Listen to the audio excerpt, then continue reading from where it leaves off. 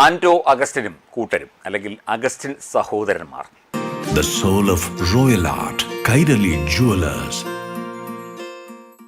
ഇതിൽ ഈ Anto Augustine mango phone എന്ന് പറഞ്ഞ് ആപ്പിൾ ഫോണിനെ വെല്ലുന്ന ഒരു തട്ടിപ്പ് ഇത് നടത്തിയത് അദ്ദേഹത്തിൻ്റെ 25ാമത്തെ വയസ്സിലാണ് എന്നാണ് വ്യക്തമാക്കുന്നത്. അതായത് ഓർമ്മ വെച്ച നാൾ മുതൽ തന്നെ തട്ടിപ്പും വെട്ടിപ്പും കുതികാൽ വെട്ടും ജനങ്ങളെയും മറ്റുള്ളവരെയും വഞ്ചിക്കലും പതിവാക്കിയ ആളുകളാണ് ഇവർ എന്നത് വ്യക്തമാകുന്നു. ഇപ്പോൾ എന്ത് പറഞ്ഞാലും റിപ്പോർട്ടർ ടി വി അല്ലെങ്കിൽ മാധ്യമത്തെ ആക്രമിക്കുന്നു, മാധ്യമങ്ങളെ വെല്ലുവിളിക്കുന്നു എന്നൊക്കെ പറഞ്ഞാണ് ഇദ്ദേഹം ഫേസ്ബുക്ക് പോസ്റ്റ് ഇടുകയും അതുപോലെ അദ്ദേഹത്തിൻ്റെ കാര്യങ്ങളൊക്കെ വിശദീകരിക്കുകയും ചെയ്യുന്നത്. മാത്രമല്ല ഒരു വെല്ലുവിളിയും നടത്തി. അർജന്റീനൻ ടീമിന് AFAയ്ക്ക് പണം കൊടുത്തില്ല അല്ലെങ്കിൽ കൊടുത്തു എന്നുള്ള കാര്യത്തിൽ തർക്കങ്ങൾ നിലനിൽക്കുമ്പോൾ ഇതൊക്കെ ഇങ്ങനെ കൊടുത്തില്ല, പറ്റിച്ചു, തട്ടിച്ചു, 126 കോടി രൂപ വെട്ടിച്ചു, ഇതിനൊക്കെ തെളിവുകൾ ഹാജരാക്കാമെങ്കിൽ 1 കോടി രൂപ നഷ്ടപരിഹാരമായി നൽകാം അല്ലെങ്കിൽ 1 കോടി രൂപ പാരിതോഷികമായി നൽകാം എന്നായിരുന്നു ഫേസ്ബുക്കിലൂടെയുള്ള ആന്റോ അഗസ്റ്റിൻ എന്ന മരമുറി തട്ടിപ്പ് വീരൻ്റെ ഒരു വാഗ്വാദം അല്ലെങ്കിൽ അദ്ദേഹത്തിൻ്റെ ഒരു വെല്ലുവിളി. പക്ഷേ അതിന് ശ്രീജിത്ത് പണിക്കർ എന്ന സാമൂഹ്യ രാഷ്ട്രീയ നിരീക്ഷകൻ കൊടുത്ത മറുപടിയാണ് ശ്രദ്ധേയമാകുന്നത്. അദ്ദേഹം പറയുന്നത് ഇതൊക്കെ കൊടുത്തു, ഇതൊക്കെ കൃത്യമായി തന്നെ നിയമപരമായി നടന്നു എന്ന് പറഞ്ഞാൽ 2 കോടി രൂപ ഇദ്ദേഹത്തിന് ആന്റോ അഗസ്റ്റിനും കൂട്ടർക്കും കൊടുക്കാം എന്നാണ് ശ്രീജിത്ത് പണിക്കർ പറഞ്ഞിരിക്കുന്നത്. അതവിടെ നിൽക്കട്ടെ. ഇത് തട്ടിപ്പിൻ്റെയും വെട്ടിപ്പിൻ്റെയും ഏറ്റവും വലിയ വ്യാപ്തിയിലേക്ക് കാര്യങ്ങൾ കൊണ്ടുചെന്ന് എത്തിക്കുകയാണ്. ഇതിൽ സർക്കാരിനെ പങ്കാളിയാക്കുന്നു, മുൻ മന്ത്രിയെ പങ്കാളിയാക്കുന്നു, സമൂഹത്തെ പങ്കാളിയാക്കുന്നു. ലയണൽ മെസ്സി എന്നുള്ള ആ ഒരു ഇന്ത്യൻ ആരാധകരുടെ അല്ലെങ്കിൽ കേരള ആരാധകരുടെ വികാരത്തെ ചൂഷണം ചെയ്ത് ഇദ്ദേഹം എന്ത് ഇടപാടാണ് നടത്തിയത്? അതേക്കുറിച്ച് അന്വേഷിക്കണ്ടേ? ഇദ്ദേഹത്തിന് 39 കേസുകൾ ഉണ്ട് എന്നാണ് ഇപ്പോൾ മനസ്സിലാകുന്നത്. കഴിഞ്ഞ ദിവസം 23 26 മറ്റാണ് കേട്ടത്. 39 രജിസ്റ്റർ ചെയ്ത കേസുകൾ ഈ ആന്റോ അഗസ്റ്റിൻ അല്ലെങ്കിൽ അഗസ്റ്റിൻ സഹോദരന്മാരുടെ പേരിൽ ഉണ്ട് എന്നാണ് കേൾക്കുന്നത്. കൃത്യമായ എണ്ണം നമുക്ക് അറിയില്ല. എന്തൊക്കെയായാലും ഒരു സമൂഹത്തെ മുഴുവൻ പറ്റിച്ച് വഞ്ചിച്ച്, ഒരു സമൂഹത്തെ മുഴുവൻ ഇല്ലാത്ത കഥകൾ പറഞ്ഞ് തെറ്റിദ്ധരിപ്പിച്ച് വിശ്വസിച്ച് ഒരു സർക്കാരിനെ കൂടി കൂട്ടുപിടിച്ചാണ് ഈ അഗസ്റ്റിൻ സഹോദരന്മാർ അല്ലെങ്കിൽ റിപ്പോർട്ടർ TV ഉടമകൾ എന്ന് പറയുന്ന ഇവർ ഈ മെസ്സി തട്ടിപ്പ് നടത്തിയിരിക്കുന്നത്. ഇതിൽ വി അബ്ദുറഹ്മാൻ എന്ന മുൻ കായിക മന്ത്രിക്ക് എന്ത് ലാഭം കിട്ടി? പിണറായി വിജയൻ എന്ന മുൻ മുഖ്യമന്ത്രിക്ക് എന്ത് നേട്ടമാണ് ഉണ്ടായത്? അതും അന്വേഷിക്കണം. വി സതീശനും ആഭ്യന്തരമന്ത്രി രമേശ് ചെന്നിത്തലയും ഒക്കെ പറയുന്നത് അന്വേഷിക്കും എന്നാണ്. പക്ഷേ എന്തുകൊണ്ട് അതിൽ ഒരു വ്യക്തത സർക്കാർ വരുത്തുന്നില്ല? ഈ റിപ്പോർട്ടർ ബ്രോഡ്കാസ്റ്റിംഗ് കമ്പനി, അതുപോലെ തന്നെ ഇതിൽ ഇടപെട്ട മറ്റ് കമ്പനികൾ അല്ലെങ്കിൽ മറ്റ് സ്പോൺസർമാർ, അന്ന് കേരള സർക്കാരിൻ്റെ പ്രതിനിധികളായി വന്ന യു ഷറഫ് അലി, അതുപോലെ തന്നെ വി അബ്ദുറഹ്മാൻ എന്ന കായിക മന്ത്രി, മുഖ്യമന്ത്രിയായിരുന്ന പിണറായി വിജയൻ.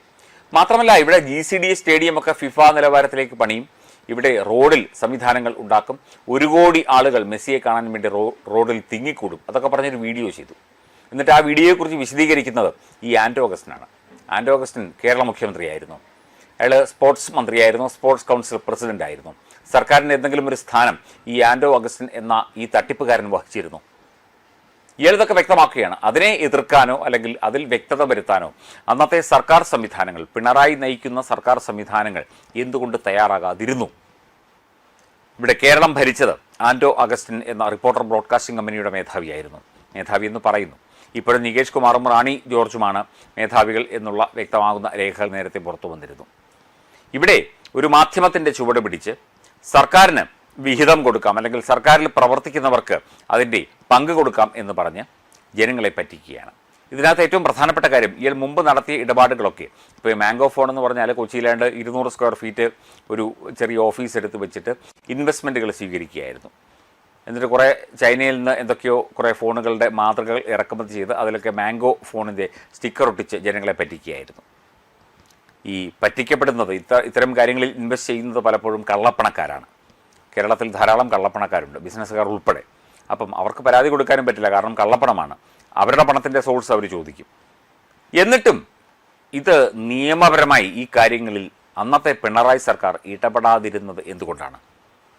പിണറായി സർക്കാരിനോടും പിണറായിയോടും സഖാക്കളോടുമൊക്കെ പറഞ്ഞു കാണും, റിപ്പോർട്ടർ TV വലിയ സെറ്റപ്പാണ്, ഞങ്ങൾ നിങ്ങളെ ജയിപ്പിക്കാനും മൂന്നാമതും അധികാരത്തിൽ വരാനുമുള്ള എല്ലാ കാര്യങ്ങളും ചെയ്ത് നിങ്ങളെ ജയിപ്പിച്ചെടുക്കാം, അത് വരുമ്പോൾ നമുക്ക് ബാക്കി തട്ടിപ്പുകൾ പ്ലാൻ ചെയ്യാം എന്ന് പറഞ്ഞ് വിഹിതം കൊടുത്ത് സർക്കാർ സംവിധാനങ്ങളെ കൂടി വശത്താക്കിക്കൊണ്ടാണ് ഈ ആൻഡോ അഗസ്റ്റിൻ സഹോദരന്മാർ ഇവിടെ കിടന്ന് വില്ലിച്ച് നടന്നത്. നാട്ടുഭാഷയാണ് വില്ലിച്ച് നടന്നത് എന്ന് പറഞ്ഞാൽ. ഈ അന്വേഷണത്തെക്കുറിച്ച് വി ഡി സതീശൻ സർക്കാർ എന്തുകൊണ്ട് വ്യക്തമായൊരു മറുപടി നൽകുന്നില്ല? ആഭ്യന്തരമന്ത്രി രമേശ് ചെന്നിത്തല എന്തുകൊണ്ട് പറയുന്നില്ല? അന്വേഷിക്കും എന്നൊക്കെ അദ്ദേഹം പറയുന്നുണ്ട്. ഇത് കേരളത്തിൽ അന്വേഷിക്കേണ്ട ഒരു വിഷയമേ അല്ല. ഇത് എൻഫോഴ്സ്മെൻറ്റ് ഡയറക്ടറേറ്റ്, NIA തുടങ്ങിയ ഏജൻസികൾ അന്വേഷിക്കേണ്ട വിഷയമാണ്. അതിനുവേണ്ട നീക്കങ്ങൾ നടക്കുന്നുണ്ട്. കൃത്യമായി തന്നെ അതിൽ ED അടക്കം ഇടപെടും. ഇവിടെ ഈ ആൻഡോ സഹോദരന്മാരെ അവർക്ക് മറ തീർത്ത് അവരെ രക്ഷിച്ചെടുക്കാൻ പിണറായിയും കൂട്ടരും വി അബ്ദുറഹ്മാനും കൂട്ടരും ഒക്കെ നടത്തിയ കളികൾ ഉൾപ്പെടെ അന്വേഷണ പരിധിയിൽ കൊണ്ടുവരണം. എല്ലാത്തിനെയും പിടിച്ചകത്താക്കണം. ഇതിപ്പോൾ ഖജനാവിന് നഷ്ടമൊന്നും സംഭവിച്ചിട്ടില്ല എന്ന് പറയുമ്പോഴും കേരളത്തിലെ 3.5 കോടി ജനങ്ങൾ വഞ്ചിതരാകുന്നു. സർക്കാർ സംവിധാനങ്ങൾ വഞ്ചിതരാകുന്നു. ലയണൽ മെസ്സി എന്ന വികാരത്തിൻ്റെ പേരിൽ കേരളത്തിലെ ജനതയെ പറ്റിക്കുന്നു, വഞ്ചിക്കുന്നു. ഇത് എന്ത് നീതിയാണ്? എന്ത് ന്യായമാണ് ഇതിനകത്തുള്ളത്? എന്നിട്ട് അവർ കണ്ണാടിയും വെച്ച് കൈയും വീശി നടക്കുന്നു. കേരളത്തിലെ ജനങ്ങൾ വെറും മണ്ടന്മാരാണോ? കേരളത്തിലെ സർക്കാർ സംവിധാനങ്ങൾ, നിയമ സംവിധാനങ്ങൾ വെറും നോക്കുകുത്തികളാണോ? ഇതൊക്കെ എല്ലാവരും ചോദിച്ചു പോകും. പഴയ കാലമൊന്നുമല്ല.